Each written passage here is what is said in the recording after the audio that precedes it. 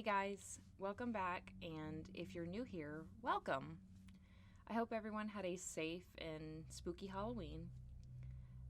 This week we're going to take a look at the first widely recognized female serial killer, Lavinia Fisher. We will discuss what is known about her history and the mystery behind her legacy. So, sit back, relax, and let's dive in. Lavinia was born in 1793. She grew up and married a man named John Fisher. The couple settled near Charleston, South Carolina. The pair made their living by operating a hotel called the 6 Mile Wayfarer House due to it being 6 miles outside of Charleston. Historians have proved that the Fishers were members of a large gang of highwaymen who often robbed stagecoaches, believing the 6 Mile Wayfarer House was nothing more than a hideout disguised as a hotel for the gang. Still, men mysteriously disappeared while visiting Charleston. The reports of the missing people began to drum up the attention of authorities, who concluded that most of these men were last seen at the 6 Mile Wayfarer House. An investigation was started, but the lack of evidence made it impossible to connect the Fishers to any of the missing men. Plus, coupled with their popularity in town, the investigation was dropped. Lavinia was known for her beauty and charming personality, when in all actuality she was a violent and unrepentant outlaw. She utilized these charming characteristics to take advantage of their victims. As more and more people went missing, the rumor mill got to work. History states the locals gathered a group of vigilantes to confront the Fishers and their gang on February 1819 in order to halt the activities occurring at the 6 Mile Wayfarer House and run them out of town. It is unknown what events occurred, but the group seemed satisfied with the outcome and left, leaving behind David Ross to look over the area. Early the next morning, Ross was attacked by 2 men and dragged in front of a group of men and Lavinia. He looked to her for help, but instead she choked him and smashed his head through a window. Ross was able to escape and head to town to alert the authorities.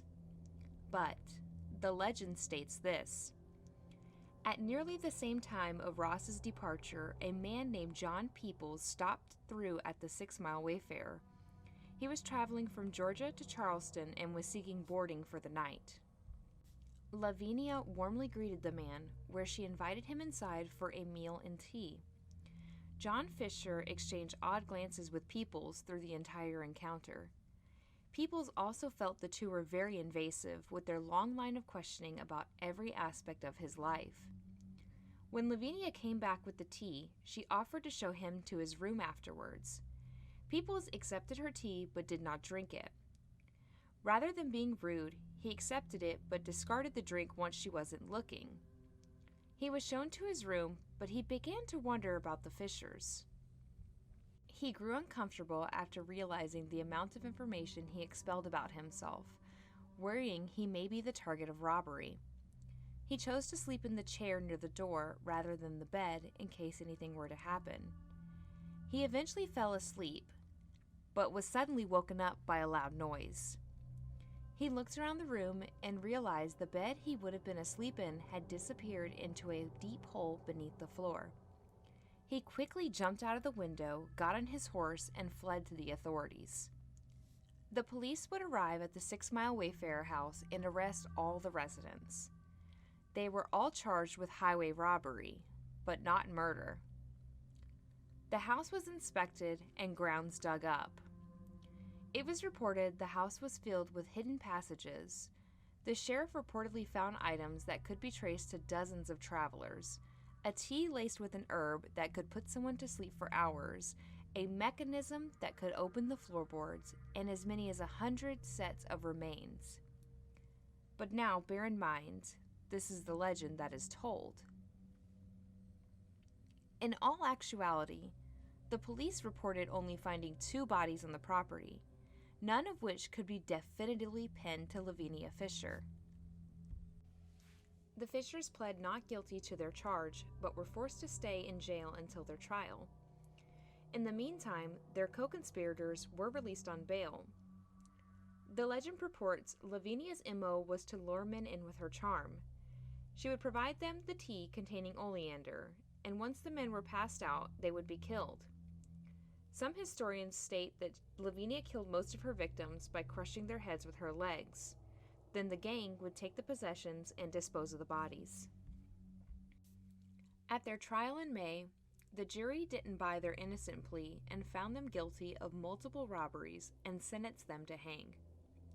However, they were given time to appeal the conviction. During the wait, the Fishers began to plan their escape from jail. Housed together in a cell that was not heavily guarded, they began making a rope from jail linens. On September 13th, they put their plan in place and used the rope to drop down to the ground. John made it out, but the rope broke, leaving Lavinia trapped in the cell. Unwilling to go on without her, John returned to the jail. After this attempt, the two were kept under much tighter security. In February 1820, the Constitutional Court rejected their appeal and the execution was scheduled for later that month. A local minister named Reverend Richmond Furman was sent in to counsel the pair if they wished. John freely talked and is said to have begged the priest to save his soul, if not his life. However, Lavinia had nothing to do with him. On the morning of February 18, 1820, the Fishers were taken from the Charleston jail to be hanged on the gallows behind the building. John Fisher went quietly praying with the minister, whom he had asked to read a letter before a crowd of 2,000 people. The letter insisted on his innocence and asked for mercy for those who had done him wrong in the judicial process. He began to verbally plead his case before the gathered crowd, but before he was hanged, asked for their forgiveness. Lavinia, on the other hand, did not go quietly. Legend states she requested to wear her wedding dress. She refused to walk to the gallows, so she had to be picked up and carried as she ranted and raved. Before the crowd, she continued to scream pointedly at the Charleston socialites, who she blamed for encouraging a conviction. Before her executioners could tighten the noose, she yelled, "If you have a message you want to send to hell, give it to me. I'll carry it." Then, before they could finish the job, she jumped off the scaffold herself, not quite reaching the ground and dangling down into the crowd. Onlookers reported they had never seen such a wicked stare or chilling sneer as that which was seen on 27-year-old Lavinia's face.